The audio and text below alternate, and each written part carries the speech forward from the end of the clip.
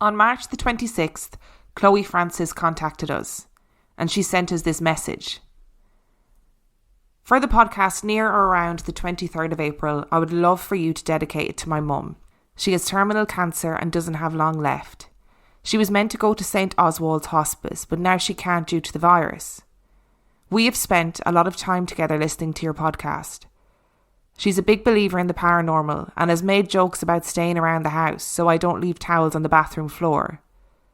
I would be grateful if you could give her a shout out. Her name is Beverly Francis, wife and mother to 6 and grandmother to 6. Beverly Francis was a big lover of fairy lore, and on the 14th of April she passed away.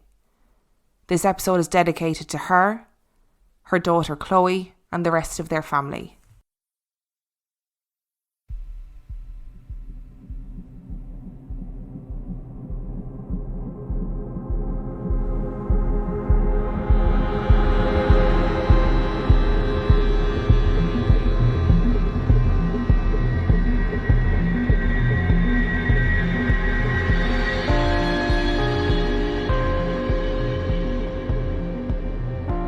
Hello and welcome to episode 78 of Real Life Ghost Stories. How you do?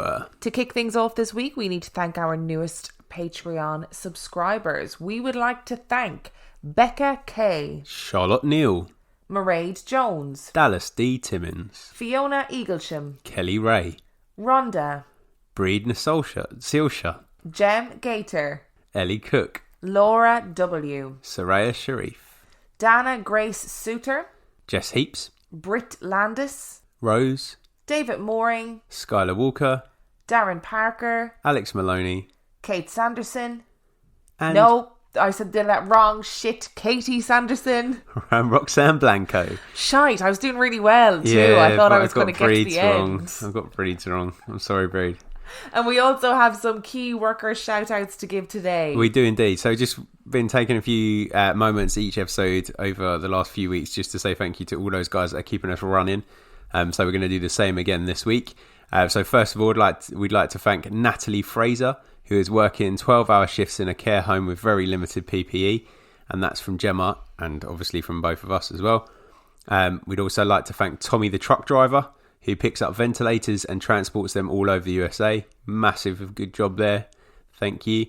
Michaela Liff, who recently graduated and is working on a ward battling COVID-19, and she's been nominated by her friend Miranda. So thanks a lot, guys. We really appreciate your hard work there. So our film review this week. Our film review is Leprechaun. Leprechaun was released in 1993. It has 4.8 out of 10 on IMDb and a roaring 23% on Rotten Tomatoes. Would you like a synopsis? I'd love one. Dan O'Grady steals 100 gold coins from a leprechaun while on vacation in Ireland. The leprechaun follows him home, but Dan locks the murderous midget in a crate, held at bay by a 4-leafed clover. 10 years later, J.D. Redding and his daughter, Tori, rent O'Grady's property for the summer. When their new neighbours accidentally release the leprechaun, he goes on a murderous rampage to reclaim his gold. What were your thoughts on this splendid cinematic wonder? I kind of liked it. Not in like a this is a good film way, but it was just a good... It felt... Fun is not the right word, but I kind of enjoyed it. It was just a good laugh, really. It felt like a 50p Movie Club film. It wasn't that bad, but it did feel like a 50p Movie Club film, and I enjoyed it. I mean, look, there's things that can be commended about this film, I think. And the first thing is that they actually use an Irish actor for the Irish character. Dan O'Grady is played by an Irish man, which is refreshing because often I think Hollywood forgets that there are Irish actors and sometimes task actors from other countries with the feat of trying to do an Irish accent that doesn't sound like a stereotype. It's not just Ireland that has that problem. No, it isn't. But, for me, I notice it more when it is Ireland. And I'm like, why did you cast Gerard Butler in P.S. I Love You? Surely you could have gotten somebody with a better accent. Yeah. That's a very personal gripe that I have there. But they didn't do that in this film. No. And they didn't... The leprechaun is played by Warwick Davis. And they didn't make him do a stereotypical Irish accent. They just threw in these random stock phrases. It was kind of like they said to him, right, imagine that your great-grandparents came over from Ireland a couple of 100 years ago. Keep some of the phrases, but don't really worry too much about doing the accent. And that's kind of the approach he took. Yeah, he sort of has this non-placeable accent, yeah. And I'm here for that. I'd rather do no accent than do a bad accent. And I kind of thought it was intentional. I didn't feel like it was just him trying to do an accent that came out so bad that it was unplaceable. It was more like, I'm just not going to try and do it. And I'm alright with that. There was also things that annoyed me about this film, like the lack of logic maybe behind his powers.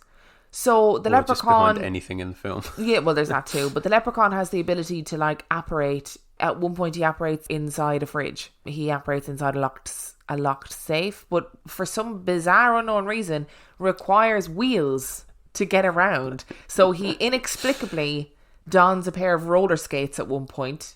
He's on a tricycle. Yep.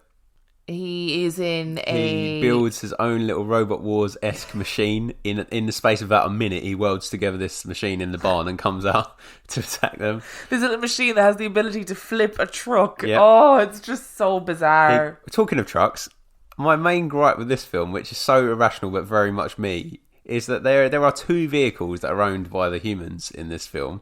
One of them is a brand new Jeep with a full tank of petrol, plus 2 additional canisters on the back that are full of petrol also, because we see that later on in the film.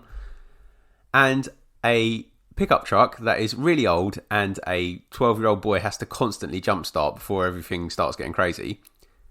Which vehicle would you use every time you were trying to escape from danger in that situation if you had the choice of those two? Obviously the old beat-up pickup truck that is unreliable in the face of danger. Clearly. Which they literally, as a last resort, there's the last vehicle that they drive is the one that is in perfect condition. They don't try and get away with it any other time. It constantly scuppers them. That is the most annoying thing about this film for me. So, I mean, it's funny. It's laughable horror. Yeah. So for that reason, I'm actually going to give this a 3 out of 5 because I think, oh, fuck it, it's not meant to be good, is it? And I really don't think they meant it as like a tongue-in-cheek film. No. But that is what it turned into. So it's hilarious. I feel like if it was a little less gory, it potentially would have passed as like a 12 these days. Definitely. It was like kid horror, yes. I felt, because it was like a buddy movie, wasn't it, with the little boy and his Oggy or whatever his name was. Ozzy. And then there's a little bit of romance with Jennifer Aniston playing Jennifer Aniston. As she does in every film, apparently. Like, bizarre. Yeah. But yeah, I mean, I'm going to give it a 3 out of 5. What about you? I am also going to give it a 3 out of 5, just simply because I quite enjoyed watching this as a 50p Movie Club film. But it wasn't that bad. Do you feel a little bit sad that we watched it on the main episode? I would feel sad if the Leprechaun Origins featuring Hornswoggle from WWE didn't exist, because that might be an option for 50p Movie Club. So listen, you could do the whole series of Leprechaun films on 50p Movie Club. All like 15 of them, or however many. I kind of want to see Leprechaun in the Hood. Well, that has actually been recommended to me as a 50p Movie Club film, and because quarantine is stopping us doing it in a normal manner, it may have to be the next episode. So the reason we watched Leprechaun this week is because I made you. Yes. Because I decided we were going to do an episode about fairy lore, and Leprechaun seemed like, to Dan anyway, a good choice for a horror film to watch. The alternative was watching Tinkerbell the movie, and I just don't feel like that's really what our audience are after. No, probably not. So what we're going to talk about today is fairy lore, the background of fairy lore in Ireland. But all of you American listeners, no, you do not get to escape this, because I have found horrific stories from all over the world about fairy lore, about little people in general. Are you ready? No, definitely not. Now that you've told me that additional bit of information. Well, let's crack into some background first. Oof. This comes from the Irish Times, and I will leave the link in the description. These enigmatic creatures go under many names, such as the good folk, the wee folk, the gentle people, the fae, and even the other crowd. The term fairies is merely an anglicisation for something that cannot be defined or pigeonholed, just like the Sidhe themselves. But the fairies of Ireland are not the magical or elaborate fairies that we know from stories such as Cinderella or Peter Pan, or the paintings created by Victorian and Edwardian artists such as Richard Dadd and Edward Robert Hughes, or the photographs of the Cottingley fairies taken by Elsie Wright and Francis Griffiths during the reign of King George V. Nor are they the delicate, sweet fairies we see in Disney films. The Sidhe lend themselves more to the imaginings of Edgar Allan Poe, H.P. Lovecraft, Harry Clarke, and Bram Stoker. In fact, Stoker, an Irish man born in Clontarf, Dublin, in 1847, listened to many strange and disturbing stories about the Great Famine and the good folk from his dear mother. It was such stories that helped create the literary landscape for Stoker's 1897 masterpiece Dracula. It was believed that the famine was indeed caused by the Sidhe. According to folklore historian Simon Young, there was a belief among some Irish potato growers that it was the fairies' disfavour that brought down the blight on the land. Fairy battles in the sky, fairy tribes both fought and played hurling matches against each other, were interpreted as marking the onset of the famine. A victorious fairy army would curse the potatoes of the enemy's territory. The one question that I always asked while interviewing folk about the Sidhe was, and still is, what do they look like? Some people have told me the fairies are just wee folk who seldom grew more than 3 feet tall, but resembled ordinary human beings in every other way. Their clothing was old-fashioned, and their features were plain, more ugly than handsome. Others have said that they look just like us, and one could be standing beside you and you just wouldn't know. But there is a strange look in their eye that gives them away.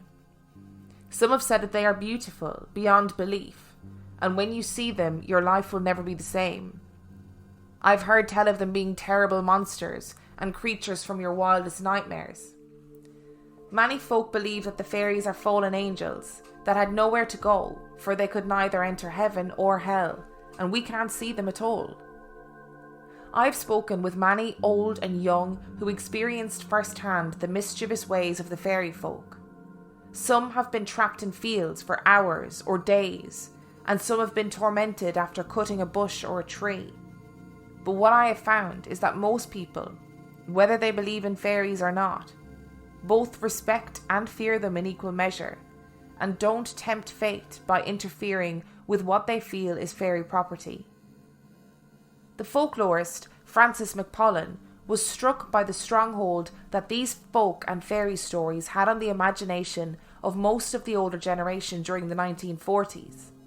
He stated that he found that at least a third of those over 60 years of age were proud and professed believers in the little people. He also found that about half of the remainder believed in fairies but were not open about their beliefs. McPollen documented a story dating back to the mid-1800s, told by an old-timer known as Blind Dan, explaining that the fairies were a group of fallen angels who had repented after being cast out of heaven just in time before they reached hell. So they were partly restored by God and allowed to take up residence below the earth. Most of them lived in underground caves with secret entrances into the fairy forts, which can still be seen in varying states of ruin and preservation on most of the hillsides in the surrounding countryside. It's believed that there was a definite hierarchy or aristocracy among the fairies, and these nobles lived in underground places that could only be entered via the larger forts which stood upon the higher hilltops. The general consensus is that the fairy world is composed of the original fairy people, known as the Tuatha De Danann, or the people of the goddess Danu. According to the Armagh folklorist Michael J. Murphy, these were an early Irish race who were skilled in magic and able to escape the physical death of mortal man. They were, however, compelled to dwell in fairy forts. They entertained themselves by showing off their superiority over ordinary people by playing tricks on them. This tended to take place on certain times, such as May the 1st and October the 31st, Halloween, when the ethereal wall between the human world and the fairy world is at its thinnest. On these dates, humans were carried off or abducted by the fairies, and kept in fairyland permanently. These humans are known as changelings. To protect themselves from such abductions, Murphy stated that the old people would place iron tongs across a cradle. Apparently fairy folk cannot perform magic when confronted with either iron, steel, or the Bible. But there are softer ways to outwit the fairies. One is, if you are lost in a fairy fort or fairy ring, you take off your coat, put it back on inside out, put your left shoe on your right foot and spin around 3 times. If you do this, you will find your way out of the fort or ring. The reason for this is that the fairies fear madness, for they believe that it is contagious. This was told to me by a fellow storyteller and folklorist, Francis McCurran. In fact, all the knowledge we have told today about the Sidhe has been passed down by storytellers going back centuries, when the written word and literacy were only for the privileged, and stories existed through the oral tradition. The Sidhe are not unlike ourselves in many ways, for they also fall in love. But they also fall out with each other. They have been known to have great battles with other Sidhe from the various provinces and counties. They've even been known to have hurling matches to settle their differences. People often snigger when they hear the word fairy, yet time and time again, when asked, "Would you cut down a fairy tree?" the answer is always no. Business tycoons in Ireland have been left penniless, and the planning of motorways have been interrupted, and every time fingers have been pointed towards the fairies. In 1992, Cavan businessman Sean Quinn lost his multi-billion euro fortune, and it was believed that the reason was down to a fairy curse known as a pishogue. He gave the go-ahead for a 4,000-year-old megalithic burial tomb to be relocated to make way for a quarry for Quinn concrete. In the north of Ireland, one of the slip roads off the motorway from Ballymena to Antrim was built around a fairy thorn because locals didn't want to see it cut down. In the west of Ireland, the Ennis bypass in County Clare was also rerouted to avoid disturbing a lone hawthorn tree. The hawthorn is native to Ireland and believed to be the dwelling place and watchtowers of the fairy folk. If you grew up in Ireland, you would have heard people talk about fairy trees and forts, and most people wouldn't dream of messing with them. There are far too many stories about the ill fate people have met as a result of tampering with such things, to simply write it off as mere coincidence. I've got some things I want to get off my chest. Oh, okay. Confession time. Go for it. The first thing is this complete misconception that Disney's fairies are nice and lovely, because Tinkerbell is rotten. She tries to kill Wendy. Yeah. That's not okay. No. So I don't know why people are going around with Tinkerbell tattoos. You've essentially got an attempted murderer tattooed on you, babe. Yeah. So I think that's a bit of a misconception. I think that fairies are real, and I think that probably the reason that some people are not as into fairy lore as you guys in your country are is because our particularly from an English reference point, is those fairies, which name I was desperately trying to remember so that I didn't forget it. Yeah, fairies. Thank you. And that was a massive hoax. And I mean, that was a really embarrassing hoax as well, because you had Arthur Conan Doyle came out and said, "Oh, this is the proof that we need for fairies." And then the 2 girls had literally just taken photos of cardboard cutouts. And I mean, they've been a bit like, obviously history has not looked fondly upon them for playing this prank. But actually, if you look at it from a photography point of view, you have to give them credit, because they actually did a fairly good job. Bear in mind the credit they did a really good time. job. And if you look at the photos now, like, you can even see from a modern perspective that they were really well done. Yeah, so it wasn't like, you look at old time monster films and stuff, and you're like, you've built a tiny town out of cardboard and you have a monster toy stamping around. But it's not, if the Cottony Fairy photos are really quite convincing. Yeah, they did a good job on it, so they need credit for that. But yeah, that's why we tend to disregard them, but I feel like we might disregard them at our peril, because of the way that motorways are diverted. Wouldn't dare cut down the tree, all those kind of things. That guy losing all his money. I mean, well, there don't was be messing with them, do you? Tasha told me. So my friend Tasha, who was the Banshee story. Was a banshee? She was a banshee. Oh, Banshees are part of fairy lore as well. They're part Okay. of the she. So she has a fairy tree on her land, and I'm definitely going to get this wrong, but apparently somebody tried to burn it down. So they tried to cut it down. They couldn't. Now this is only like in recent years, not hundreds of years ago, and this story has been passed down. Tried to cut it down. They couldn't. They kept having problems with machinery when they tried to get this fairy tree out. So they burnt it, and the fairy tree is completely scorched, but blooms every year. Wow. Which is incredible. And really cool, actually. It's very cool. The other thing I was going to say is, so leprechauns Yes. are part of fairy lore. Yes. And they're obviously shoemakers. I mean, they're not. They're blacksmiths, but okay. No, that's good. I'm glad you corrected me on that, because that was the point I was going to make. So the leprechauns not go after babies, because putting metal on a cot in front of a blacksmith is not going to be a... No, leprechauns. So according to What the Fuck is in This Book podcast, did a really good leprechaun episode a couple of weeks ago. And they delved loads into leprechaun lore, which is why I'm not going into it, because it's already been done by then really well. So I would recommend going and listening to it. It was fascinating.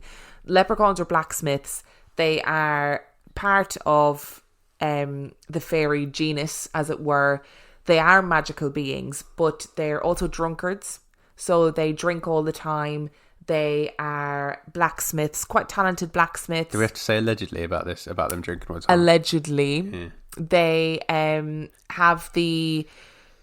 What was I saying? They're saying blacksmiths, they drink all the time. They wear really raggedy clothes, and apparently they don't wash. They don't have any sort of personal hygiene, allegedly.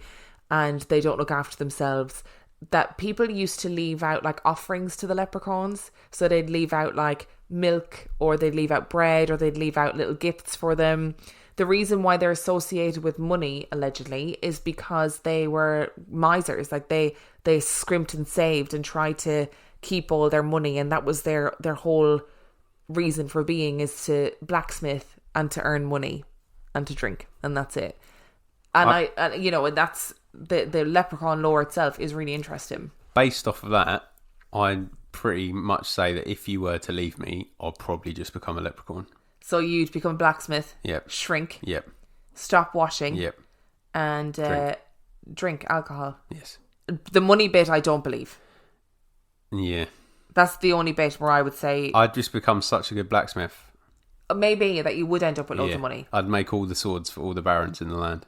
Yes, because that's relevant for today's society. There was one other thing I was going to say, actually, but it's completely slipped my mind, so carry on. So when I was researching this episode, then I decided to go and have a little look for real life encounters of fairies. And there are so many of them. So many stories of people who have encountered fairies in loads of different guises. Like, they look different depending on the person that sees them, blah, blah, blah, blah. Yes. Were there many positive stories? I know you're not going to tell us them, but were there many positive stories about fairies, about them doing good things? They do. I think they do good things for nature if you leave them alone. But they didn't. I might have misheard this. I was actually listening, but I might have misheard this. Did you not say that the law says that they did something to help during the famine? So no, the law is that they caused hurling. the famine. Because of hurling. Well, they were at war, and then the winning fairies cursed the land of the losing side. Hence the potato famine. I mean, so were fairies concocted by the British government to... Potentially, yeah, to commit mass genocide on the Irish people. Ooh, controversial statements. And fairies play hurling? Apparently so, yeah. Wow. So is this what... So hurling is the Irish national sport. I would strongly recommend that you It's very YouTube similar it. to Quidditch. It's not. I feel like that's what J.K. Rowling was thinking about when she came up with Quidditch, maybe. Potentially. It sounds very much like that, like sort of an ancient game. Yes. For warring tribes, which I guess is what hurling and Gaelic stuff is anyway, right? Sorry, little sidetrack there, but I just needed to know that. So I went on the hunt, as I said, and my old pal Brent Swanser. How's he doing? I actually looked him up on Twitter. I need to I need to find Brent Swanser. Yeah. And let's ask get him on the show. to get him on the show. So I'll obviously leave the link in the description, but he collected an amazing amount of stories that did give me the heebie-jeebies. Oh, great. About gnomes. Now, Gnomes, I thought, were a genus of fairy lore that was completely made up by humans. I know we have a gnome in the conservatory. He's alright, he's a dude. Yeah, he's we've got a little West Ham gnome. But I was completely blown away by this. We also have video evidence of gnomes. No. But we're saving that for the YouTube, okay? I've got a story about gnomes and pixies, but I will tell you after you told us the stories. Are you ready? Yes. This is long, so buckle up, ladies and gentlemen. Grab yourself a drink. Have a whiskey. Let's do this. One of the most prolific and widely reported types of fairy tale creature encounters concerns gnomes and other assorted little people. And there's actually a surprisingly large number of such sightings from all over the world. In many of these cases, the term gnome isn't even a nickname just given to some unidentified small humanoid, but rather denotes a literal gnome straight out of a fairy tale, complete with caps, boots, and gnomish clothes. One bizarre report comes from a witness who had just moved to Puerto Rico with his mother when he was 17 years old. He claimed that one day he had gone to take a shower and suddenly heard the family dog frantically barking at something outside. It seemed that the dog was quite worked up and upset over something, so the witness got out of the shower to go and take a look out the window, where he saw something far weirder than what he had been expecting. There, in the yard, lurking behind a tree, was what the witness described as a diminutive man dressed completely in white and complete with a white cone-shaped hat and white pointed shoes. The odd little man apparently stared at the witness for a moment and proceeded to vanish into thin air. A few days later, the strange creature appeared again, this time outside of the witness's window. The strange tiny man then smiled and disappeared again until a few days later, when he appeared yet again. This time, the witness claims to have tried to communicate with it, asking it what its name was, to which it replied that its name was Sebastian Polizar. Things had gotten so incredibly odd that the witness, who had to this point not mentioned it to anyone else, told his mother, who perhaps, not surprisingly, didn't believe him. The witness then called out the gnome by name, and it apparently appeared out of nowhere, right there in front of them, to cause the mother to scream out in shock. This gnome reportedly would continue to make regular appearances around the house and in the yard until the family had had enough and moved out. Another case of a family that was plagued by an apparent gnome has a decidedly ominous overtone.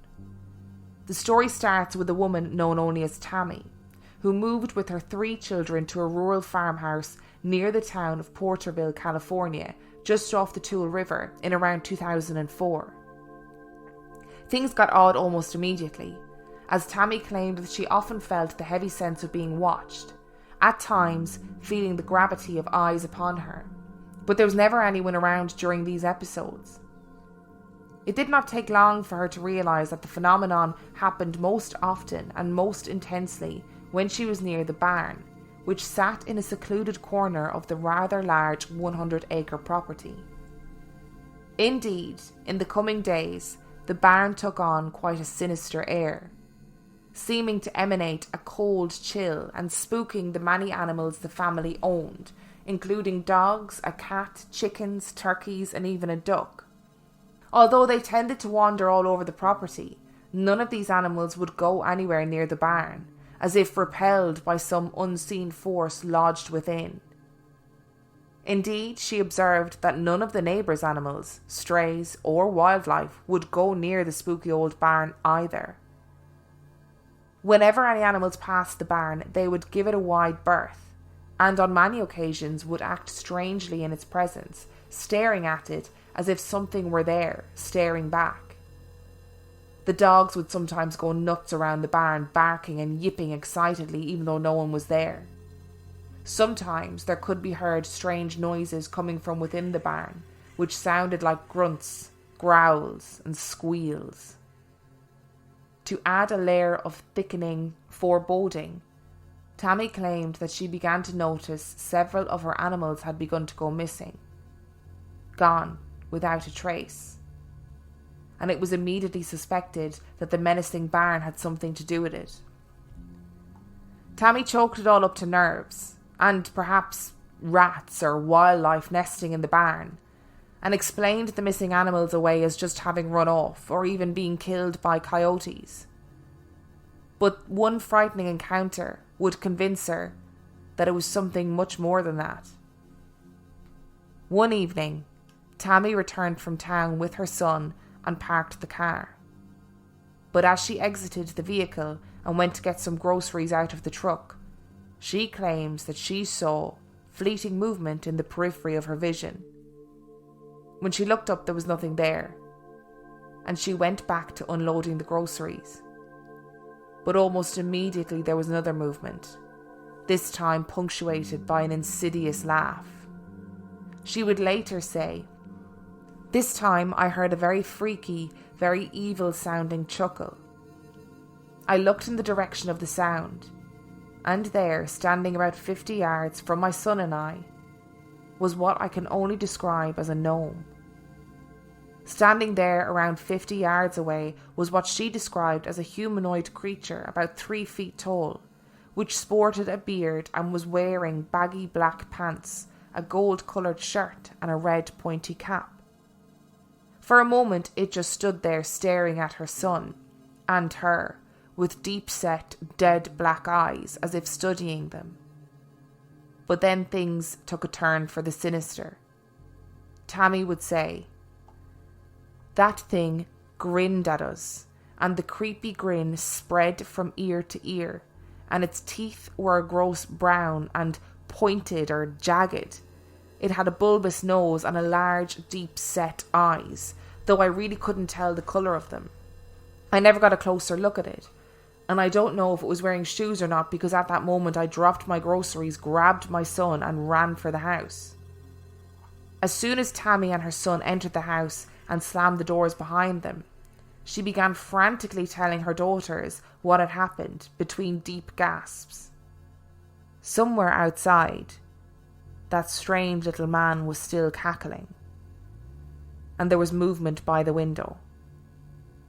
The terrified family looked out to see what it was, and as they approached the window they could see the top of the red pointed cap loom into view, which was especially odd, considering this particular window was located 8 feet above the ground. Tammy closed the blinds, moved her children well away from the window, and waited there breathlessly until the thing finally went away. This would be the only direct sighting of the evil gnome, but Tammy would occasionally hear the same ominous chuckling issuing forth from the shunned barn. She went on to say, "After that night, whenever the dogs barked or howled, we were pretty sure we knew what they were barking at. We were also pretty sure where our missing poultry had gone. From time to time we would hear a weird, creepy chuckle and other noises coming from that old barn." Interestingly, this is not the end of the story. Tammy and her family would eventually move away, and a new family moved into the house in 2010. This new family too immediately noticed that there was something weird going on with that decrepit old barn. One evening, in the early morning hours, the couple woke to the sound of a raspy, gurgling singing, which chilled them to the bone. When they looked out the window, they could see standing by a small pond on the property a creature around 3 feet in height and wearing maroon pants and a baggy yellow shirt with a brown vest and dark waistcoat.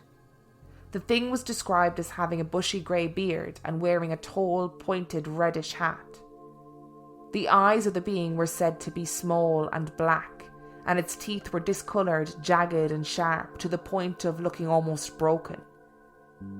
The creature seemed to know it was being watched, and apparently stared right back at them before snatching one of the expensive koi fish they had stocked the pond with and jamming it into its mouth with glee.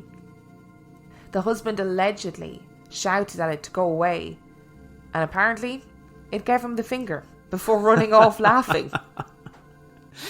When the area was examined later, a set of footprints were found that were about the size of a child's.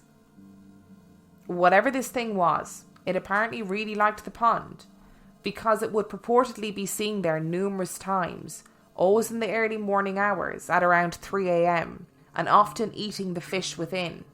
It also rather amusingly seemed to like playing with the garden gnome decorations that had been set up there. Fed up with this strange intruder, the husband then apparently took away the lawn ornaments and the fish, which caused the gnome to one night throw a tantrum, stomping around and shouting out in some garbled, bizarre language. The thing would skirt around the house, banging on the walls and testing the locked doors at night before the family finally had enough and moved away.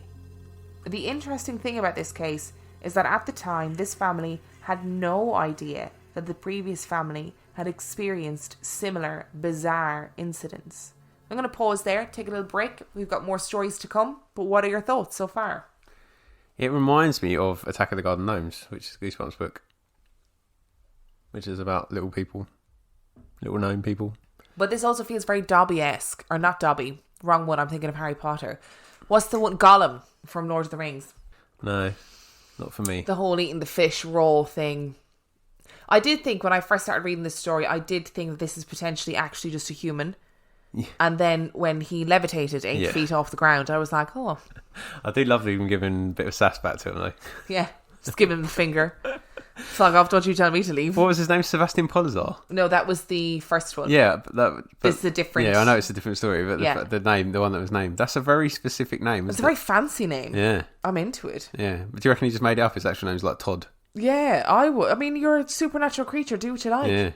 Nobody's going to go... If a gnome appeared in this room right now and they said, my name is Sebastian Polizar, I wouldn't be like, oh, don't be ridiculous, that's not your name. I'd have other things to be worried about. Well, you say that. However, I do feel that is something that you might say in the heat of the moment. Sorry, your name's what? Yeah. I'd be like, oh my god, it's a gnome, oh my god. And he'd be like, I am Sebastian Polizar. Sorry, what? Your name's what? Seriously? No, it just feels a bit weird, like you're a gnome. Why is that your name? I feel like a lot is coming back to me about gnome stories. Do you want me to continue and then we'll talk a little bit more about... Yeah. It's not your noddy though, is it? It's a bit more violent. No, a bit more violent than noddy. This is the thing that really freaked me out. Like, these things are vicious. They're not like... I don't know, what you grow up imagining them to be like. Gnomes and leprechauns and like pixies or whatever else. Yeah. This is quite horrific. Yeah. Do you think that their garbled language is what Simish is based on? Yeah, probably. Yeah, me too. Tales like this go further back in time, and one early account of an apparent gnome comes from the rural town of Farmersville, Texas, in the United States in 1913. Hang on a second, there's a place in Texas called Farmersville. Listen, I was just like, God, they did not think outside the box when they were naming this, did they? No, that's a game, wasn't it? A game on Facebook, like in the early days. That was Farmville. Oh, okay. And Farmville was great. I put a lot of hours into that. The witness, a man by the name of Sylvie Latham, claimed that while he and his two brothers were out toiling away on their cotton farm one day, their dogs began to bark and snarl off in the distance. The brothers thought nothing of it, but the barking and growling became steadily more intense and chaotic, until they decided that it was probably best to see what was disturbing the animals so much. When the oldest of the brothers, Clyde, went to have a look, he shouted to the others that he could see that the dogs were upset by a little man. When the others ran to see what he meant, they were reportedly met with the sight of a humanoid around 18 inches tall, wearing a large pointed hat. And the thing was just standing there, with its arms at its sides.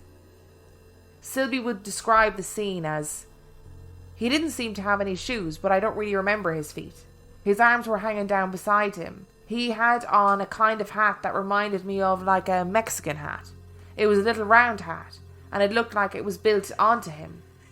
He didn't have on any clothes. Everything looked like a rubber suit, including the hat. He just stood still. I guess he was just scared to death. Right after we got there, the dogs jumped him. Apparently, the dogs ravaged the little creature, tearing it apart. Although, of course, the body has become lost to the mists of time, as is often the case in these accounts. Another early report from 1919 was told by a witness named Harry Anderson, who claimed that one night when he was 13 years old, he had seen a procession of around 20 tiny men marching along in the moonlight. The strange little people were described as having pale white skin and wearing leather pants and suspenders. The odd little humanoids were walking along in a single file and allegedly chattering with each other in some unintelligible language. Although Harry was terrified, the creatures marched right on by him and didn't even seem to notice he was there at all.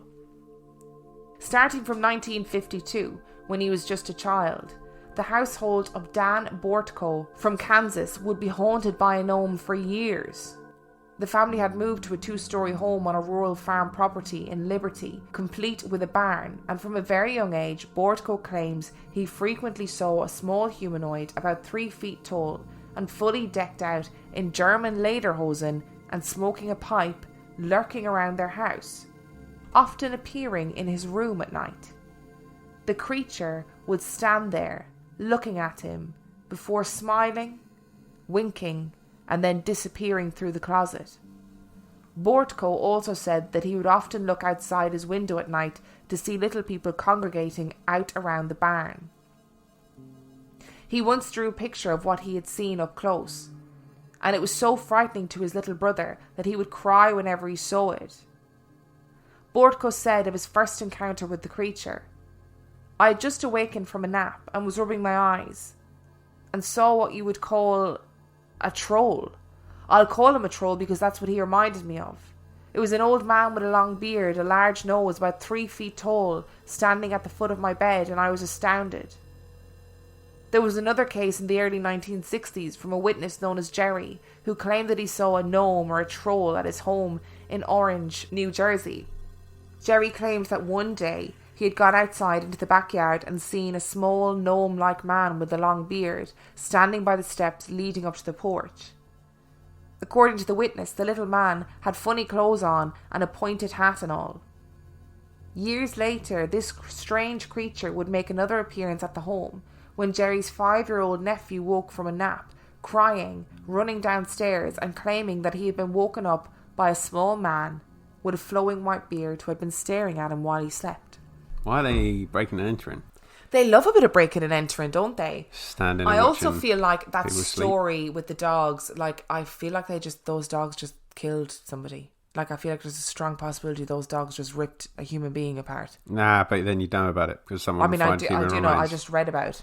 But they said, it was definitely a gnome. No, but like police report, wouldn't it? There'd be like a police report and stuff. Would there in 1913, if somebody said there was a gnome, the dogs ripped it apart? I guess they just wouldn't say anything, would they? No. If it was a real human. It's weird stories. Gnomes. I don't know, they just look so cheerful, don't they? I wonder how much of this is influenced by the garden ornament movement. They are weird. Like, I don't mind one or two, but they can be quite strange. Yeah, but I never really imagined them as having like jagged teeth and eating animals raw and like black eyes and... I feel like I've heard it before from like obviously the Goosebump book that I've mentioned before, or just a minute ago, whenever I did. Obviously I know it from there, but I feel like I want to say Rupert. I feel like one of those, one of the kids' stories that, around sort of Enid Blyton maybe. There's some evil gnomes in something. Oh, maybe there is. I don't remember. I feel like Enid Blyton had her share of evil pixies. Well, yeah, and she was also a little bit controversial in her own beliefs as well. Yeah, absolutely. But yeah, talking of pixies, we used to go on holiday to Devon quite a bit when I was a kid because that's where my grandma lived for a time. And when we used to go to a place called Pixieland, which we loved as kids because it had the most amazing ball pool. But we're not just I'm not talking like a little one. We're talking like a massive action adventure playground, but it was just covered in balls.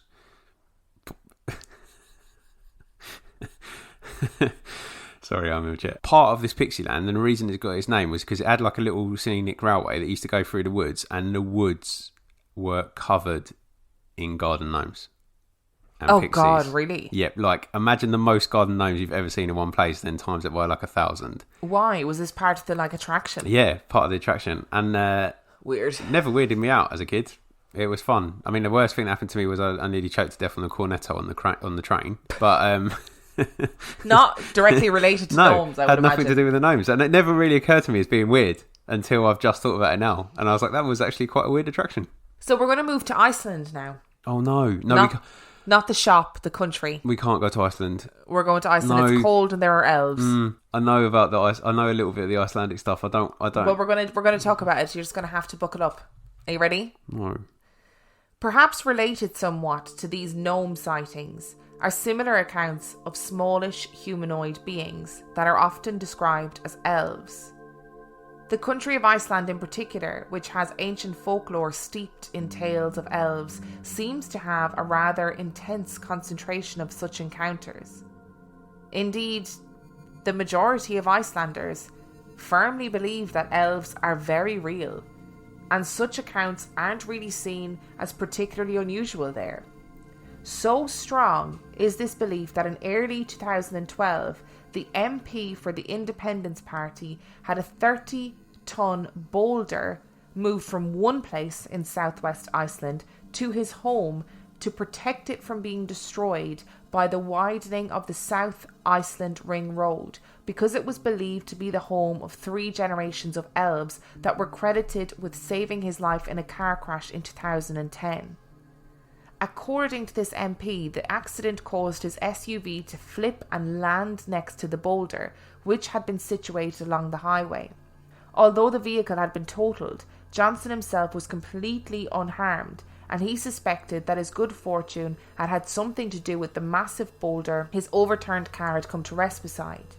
This notion was confirmed by an elf specialist, which is a real occupation in Iceland, who was amazed to see so many elves inhabiting this one boulder. Claims of elves inhabiting natural features of the landscape are not uncommon at all in Iceland, and the creatures are said to actually be quite fiercely protective of their territory, as can be seen in the 1970s, when efforts to remove a massive boulder during construction efforts on a road met with failure due to numerous unexplained equipment malfunctions and illnesses among the workers, which locals attributed to the elves known to live within it. There were so many freak breakdowns and malfunctions experienced by the construction crews that it was eventually decided to leave the boulder where it was, no matter how inconvenient it would prove to be. In 1996, when bulldozers were attempting to level a hill in order to make way for the construction of a graveyard, strange things began to occur as well. According to a bulldozer operator at the time, during the operation, 2 bulldozers continually malfunctioned, even though there was no discernible reason, and inspections turned up no problems with the machines. In addition to these equipment breakdowns, news crews who arrived at the scene claimed that their cameras would mysteriously cease functioning when trained on the hill, even though they worked as expected anywhere else. The stubborn problems dogged the construction team so relentlessly that specialists were brought in to try and communicate with the elves, after which the machinery started working normally again, and the bulldozers would allegedly have no further mishaps. Similarly, in 2013, various equipment failures created hurdles for the building of a road just outside of Iceland's capital Reykjavik. There was also a mining operation in 2011 that was scrapped due to a never-ending series of strange malfunctions and mishaps. While the traditions of real elf sightings and encounters may be particularly strong in Iceland, it is certainly not the only place in the world with such stories. One account with a sinister feel to it allegedly happened in the United States in 1967, when the witness, known only as Tyler, claims to have had a rather harrowing encounter with elves of a seemingly evil nature. According to Tyler, he and his 2 sisters lived in a farmhouse and would often climb out their bedroom window to go ride horses in the early morning as their parents slept. One morning, Tyler's older sister Clarice was climbing out the window as usual when she suddenly stopped short and let out a scream before scrambling back into the room. When she got over her initial shock and panic, she told her brother that she had seen 4 little men standing around in the bushes outside, which she described as demon elves from their disconcerting demeanour and appearance. Tyler thought it was all a joke and went outside to the bushes, where he saw nothing. That would be the end of it, until years later, when they were all talking and the subject came up. Clarice, who had thought she was the only one who had seen the creatures, was surprised to learn at this time that her younger sister Christy had also seen them that same morning. In Christy's case, the elves had woken her up by scratching on her window as they cackled maniacally and called out her name. They would torment her for some time like this before slinking off. She had not thought anyone would believe her and kept the story to herself, just as Clarice had. So they were both quite surprised when they learned that they had both seen the creatures that day. I love that there are elf specialists and that elf had never seen so many elves before in one boulder. Never seen them. That's incredible. There's what do they look like? I keep talking about fact or faked paranormal files lately, but there is an episode where they go to Iceland and they go and they're like, lol, elves, you know, kind of scoffing at the idea that Icelandic people believe in elves. And they go and all of their equipment fails continually and repeatedly, and they cannot get any footage. But it's rooted in their lore, like it is with the Irish, I guess. It's just part of what they've been brought up with, and the fact that there's people that's their job is insane. But I guess as well, it's about preserving the natural landscape. Oh yeah, absolutely. So maybe it's to do with, you know, I was thinking about this, and like the famine, for example, which was horrific in Ireland and killed, you know, millions of people, and the population of Ireland has never been as much as it was before the famine. So we've never recovered from the famine, essentially. People were God-fearing people at the time, so they had to blame somebody. Do you know? And it was like, we've been really good and really holy and blah, blah, blah. We can't blame God, so who else can we blame? Let's blame the fairies. So I wonder if a part of it is trying to understand natural things that happen, bad things, and trying to put some sort of like entity responsible for that. Or there's actually fairies and elves. Or there's fairies and elves, that which too. I'm leaning towards. Are you able for one more story? I don't know, to be honest. My heart is going quite fast. Is it? Yeah. As if gnomes and elves aren't already strange enough, there have even been reports of actual leprechauns. What? One of the weirdest of these occurred in the last place one might expect for a leprechaun sighting. In 2006, a large crowd converged to a mass on Lecrae Street in Mobile, Alabama. When an NBC-affiliated news station, WPMI, arrived to see what all the commotion was about, they were told that a leprechaun had been spotted up a tree, which had slowly materialised there out of nowhere and was hiding within the branches. One witness even produced a sketch of the alleged creature. Although the video of the scene, complete with commentaries by people who had seen the creature, went viral on YouTube at the time, many thought it was all just a St. Patrick's Day hoax. However, numerous witnesses were adamant that they had seen what became known as the Alabama Leprechaun, with some swearing that they continued to sight the strange creature in the area afterwards. Considering the parodies made of the incident and all the fun poked at the story, it is nearly impossible to tell if there is anything more to this than a big joke. But it is a truly weird tale all the same. The news videos, perhaps not surprisingly, don't take any of it seriously at all. And it just came out as a weird and amusing story of a leprechaun. It is hard to even know where to begin when trying to understand such fantastical cases.